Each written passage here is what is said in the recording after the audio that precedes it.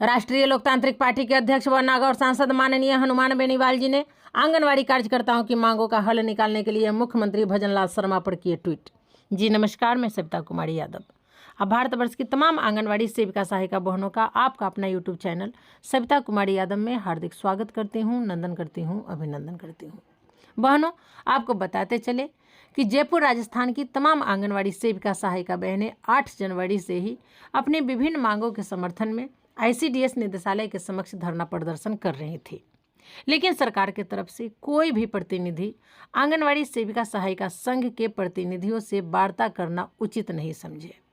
इसी बीच आंगनवाड़ी सेविका सहायिका संघ की प्रदेश अध्यक्ष श्रीमती मधुबाला शर्मा ने राष्ट्रीय लोकतांत्रिक पार्टी के अध्यक्ष व नागौर सांसद माननीय हनुमान बेनीवाल जी से मिली और अपनी समस्याओं से उनको अवगत कराई, साथ ही मांग पत्र भी सौंपे। वहीं नागौर सांसद माननीय हनुमान बेनीवाल जी ने बिना समय गवाए आंगनवाड़ी कार्यकर्ताओं की मांगों का हल निकालने के लिए मुख्यमंत्री भजनलाल शर्मा पर ट्वीट कर दिए। हालांकि सरकार भी हरकत में आ गई और तुरंत बिना समय गवाए उप मुख्यमंत्री सह विभागीय मंत्री दिया कुमारी जी को आदेश दिए कि जितना जल्द हो आंगनवाड़ी सेविका सहायिका संघ के प्रतिनिधियों को बुलाकर उनकी समस्या सुनी जाए और समस्याओं का समाधान किया जाए। वहीं उप मुख्यमंत्री सह विभागीय मंत्री श्रीमती दिया कुमारी आंगनवाड़ी सेविका सहायिका संघ की प्रतिनिधियों को बुलाती हैं और उनकी समस्याओं का समाधान करती है। सभी मांगों पर सहमति जता दी जाती है और हड़ताल से उन लोगों को वापस भेज दी जाती है, वो ये कहकर कि अगले बजट में आप लोगों की मांगों की पूर्ति कर दी जाएगी। हालांकि राजस्थान की आंगनवाड़ी सेविका सहायिका बहनें हड़ताल वापस ले ली हैं, लेकिन उन्होंने ये भी कह दिया है कि अगर बजट में हमारी मांगों पर विचार नहीं किया गया तो पुनः हम लोग हड़ताल पर वापस आ जाएंगे। तो चलिए मैं आप लोगों को हनुमान बेनीवाल जी के बारे में बताती हूँ। ये है राष्ट्रीय लोकतांत्रिक पार्टी के अध्यक्ष व नागौर सांसद माननीय हनुमान बेनीवाल जी का फेसबुक पेज, जहां पर आंगनवाड़ी सेविका सहायिकाओं की मांगों का हल निकालने के लिए मुख्यमंत्री भजनलाल शर्मा जी पर ट्वीट किए थे, जो कि आज के पेपर में प्रकाशित भी हुआ है।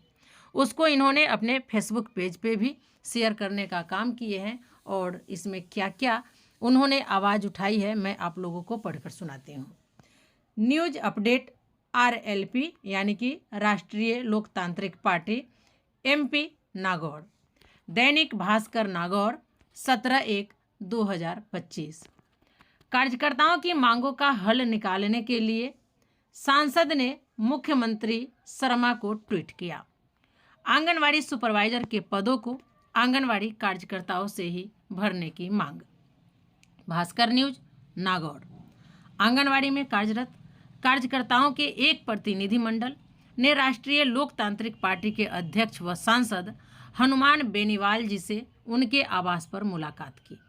इस दौरान मानदेय बढ़ाने, आंगनवाड़ी सुपरवाइजर के पदों को आंगनवाड़ी कार्यकर्ताओं से ही भरने तथा नियमित करने सहित अन्य मांगों के संबंध में ज्ञापन दिया। सांसद ने CM भजनलाल शर्मा को ट्वीट करते हुए कहा कि इन्हें मिलने वाला मानदेय न्यूनतम मानदेय से भी कम है। ऐसे में इनके न्यूनतम मानदेय को बढ़ाते हुए सभी मांगों का सकारात्मक समाधान निकाला जाए। गौरतलब है कि सांसद ने पूर्व में लोकसभा में आंगनवाड़ी से जुड़े विषय पर हुई चर्चा में इनकी मांगों को उठाया था। वहीं लोकसभा के आगामी बजट सत्र में भी इनकी मांगों को प्रमुखता से रखने का भरोसा दिलाया। इसी प्रकार क्षेत्र के बुरडी गांव में गढ़वा परिवार के यहाँ आयोजित सामाजिक कार्यक्रम में शिरकत कर सांसद हनुमान बेनीवाल एक निजी प्रतिष्ठान का उद्घाटन किया। हाल ही में सरासनी गांव की सरहद पर पुलिस द्वारा किसानों पर किए गए लाठीचार्ज की कड़ी निंदा भी की। ये आप देख सकते हैं आंगनवाड़ी सेविका सहायिकाओं का फाइल फोटो है, जो कि नागौर सांसद को ज्ञापन दे रही हैं। तो कहने का है, अगर कोई भी कार्य दिल से करिएगा तो सफलता आपकी कदमों में होगी और वो पूरा भी हो जाता है। ये राष्ट्रीय लोकतांत्रिक पार्टी के अध्यक्ष व नागौर के सांसद है माननीय हनुमान बेनीवाल जी ने, जो कि प्रमुखता से आंगनवाड़ी सेविका सहायिकाओं की आवाज़ उठाए हैं और आगे भी आवाज़ उठाने का आश्वासन दिए हैं। और इन्हीं के ट्वीट पर भजनलाल सरकार हरकत में आई और राजस्थान के उप मुख्यमंत्री सह विभागीय मंत्री श्रीमती दिया कुमारी जी को नॉमिनेट करते हैं और कहते हैं कि जितना जल्द हो आंगनवाड़ी सेविका सहायिका संघ के एक प्रतिनिधि मंडल को बुलाया जाए, उनसे वार्ता की जाए, उनकी समस्याओं को सुना जाए और उनकी मांगों पर विचार करते हुए जो मांग मानने वाला है उसको मान लिया जाए। साथ ही आंगनवाड़ी सेविका सहायिका को हड़ताल वापस कर उन्हें अपने कार्य दिवस पर भेज दिया जाए। हालांकि राजस्थान की उप मुख्यमंत्री सह विभागीय मंत्री श्रीमती दिया कुमारी जी आंगनवाड़ी सेविका सहायिका संघ की एक प्रतिनिधि मंडल को बुलाती हैं, उनसे वार्ता करती हैं और कहती हैं कि आपकी सभी मांगें जायज़ है, आपकी सभी मांगों को मान लिया गया है, आप लोग बेफिक्र होकर अपने कार्य पर वापस लौट जाइए, धरना वापस ले लीजिए, बजट सत्र में आपकी मांगों को पूरा कर दी जाएगी। हालांकि इस पर लिखित कोई भी सूचना नहीं दिया गया है। आंगनवाड़ी सेविका सहायिका संघ के जो प्रतिनिधिमंडल वार्ता में गए थे वो लोग धरना स्थल पर जाती हैं और सेविकाओं को संबोधित करते हुए कहती हैं कि हम लोगों की वार्ता सौहार्दपूर्ण संपन्न हुई, सभी मांगों को मान लिया गया है, बजट सत्र में हमारी मांगों को पूरा करने का आश्वासन उप मुख्यमंत्री सह विभागीय मंत्री दिया कुमारी जी दी हैं।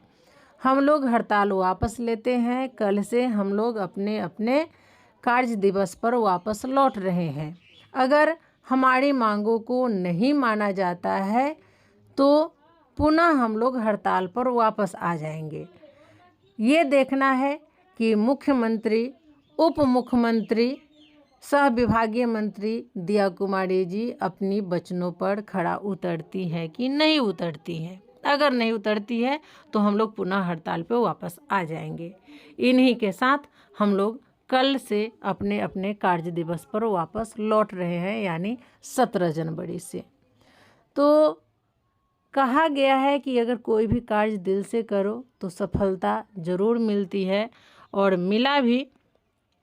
आंगनवाड़ी सेविका सहायिका बहनें 9 दिनों तक अनिश्चितकालीन हड़ताल पर डटी रही, अपनी मांगों को उठाते रही।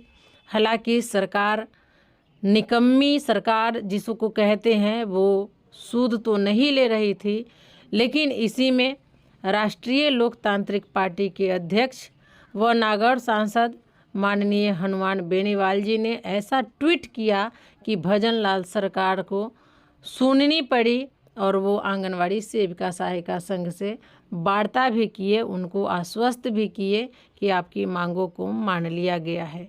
अब मानना या न मानना ये तो बाद की बात है, ये तो बजट सत्र में ही पता चलेगा।